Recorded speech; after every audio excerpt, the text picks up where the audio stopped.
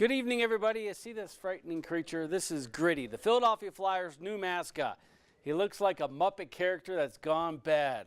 Good Halloween costume, though. Sorry if you have nightmares tonight. I apologize. The Avs played Gritty hockey in Philly this evening, and let me tell you, this Gritty is a menace.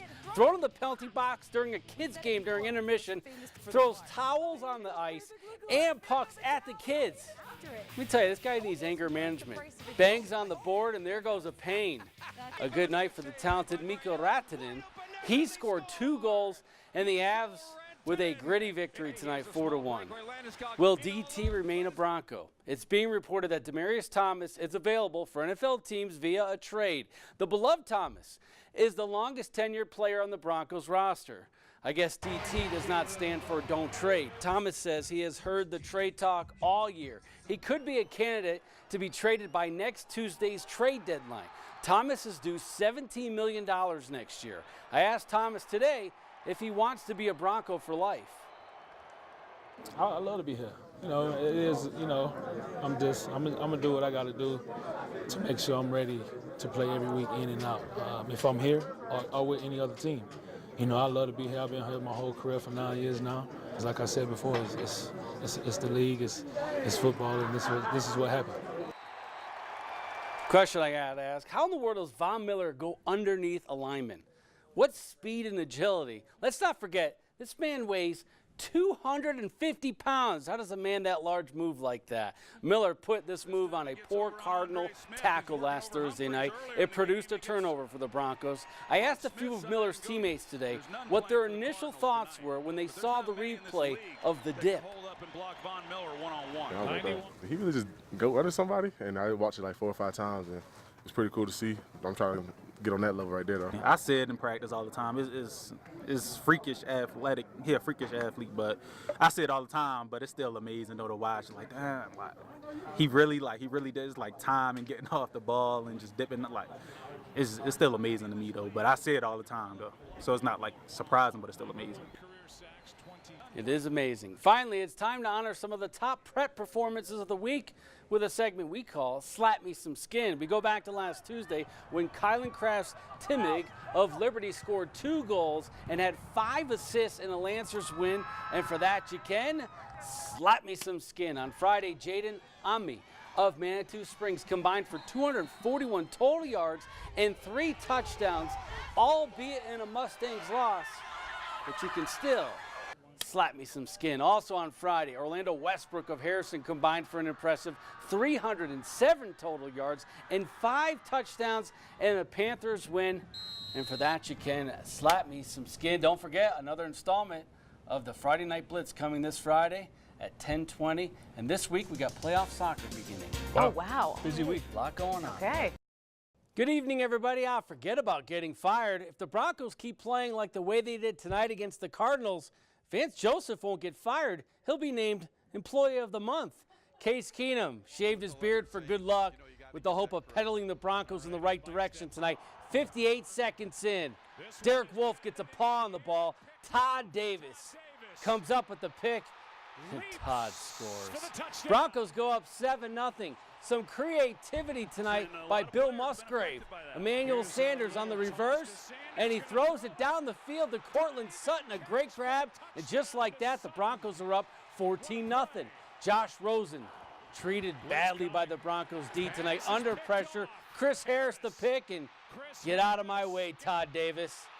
The original member of the no-fly zone, Chris Harris, with a pick 6 of his own, and then later on, little play action. Keenum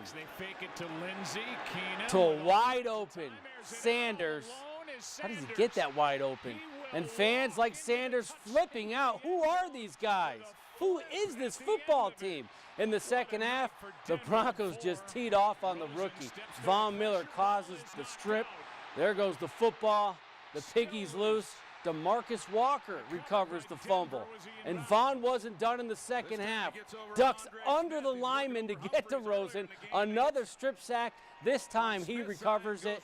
Vaughn's prediction comes true. The Broncos do indeed kick some butt as the Broncos win 45-10 after the game. Vaughn talked about his bold prediction. You know, we had a meeting last night, And we just told everybody it's a fight, man. That's got to be our mentality. And I think that's what it was about. You know, it wasn't really about the Cardinals. It was for my teammates. That's a Broncos country. I love my brother. I love my teammates. It was a good win.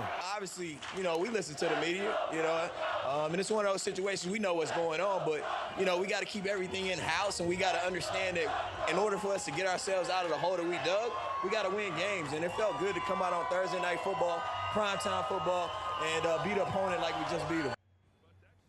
Next up for the Broncos, a date with the Chiefs in KC. Pine Creek and Palmer played shortened quarters tonight in an effort to minimize the risk for the Terrors. Palmer's numbers, they're low this year. They only dressed 15 varsity players. So rather than forfeit the game, both schools came to a compromise tonight. All that aside, they suited up and played some football at Gary Berry Stadium. And David Moore III, huge hole up the gut. And he is just going to outrun everybody. An 80-yard jaunt to the end zone, and the Eagles up early. The Terrors, though, love this team. They play with a lot of heart, a lot of grit and determination. David Simmons to Evan Aerosmith takes a big hit there, but he's on the field competing. Pine Creek rolling. Gavin Herberg up top to Eddie Kyle. The Eagles would go on to win tonight, 44-0. We are a day away from the bell game between Central and Centennial. The Bulldogs have dominated this matchup over the last 14 years. Central has only won the bell 4 times. Both teams believe they'll be ringing the bell later on tomorrow night.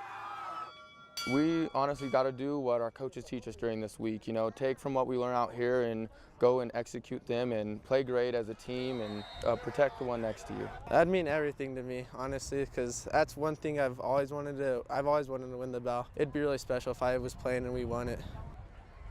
The Avs in Jersey tonight to take on the Devils. What a night for the captain. Gabe Landeskog gets his stick up, redirects the puck into the net. Landeskog with 3 goals, a hat trick. The Avs win 5-3. Finally, it's time for Namnoum's Nuttiest. For this week's Namnoum's Nuttiest, we go back to last night's Nuggets game when Boran Marjanovic of the Clippers gets on his tippy toes to dunk the basketball. He's 7'3". This is nutty. His dunk caused a delay in the game as they needed to realign the basket. I just think this is so nutty that he can hang on the rim by just being on his tippy toes. And that's this week's Namnoum's Nuttiest. So if you need to get the peanut butter in that cupboard, he's the guy to call, isn't he? Perfect. How about those Broncos tonight, huh? Oh my goodness, I could not even believe it. Now they get some rest, and hopefully they'll move that train in the right direction. Yeah, 10 days off now, yeah? Be good for them. Yeah. Good evening, everybody. The Winter Games at Pyeongchang was supposed to be Michaela Schifrin's coming out party. Instead, it's been put on pause for a second time in 3 days. Poor weather conditions has pushed back her Olympic debut to Thursday. I can't show you what the Flying Tomatoes Shaun White did in the half-pipe final tonight, but I have the next best thing. It's time for another edition of Rob's Olympic Drawings. White was epic tonight in the half-pipe final. He trailed going into his final run. That's when White went gangster on his snowboard as he pulled off a fearless act in which he put together consecutive 1440-degree spins. Here's another angle of his impressive performance. Look at him soar as he posted an incredible score of 97.75 on his final run. After he took gold, he was beaming with American pride as he becomes the first American male to win gold in 3 different Olympics.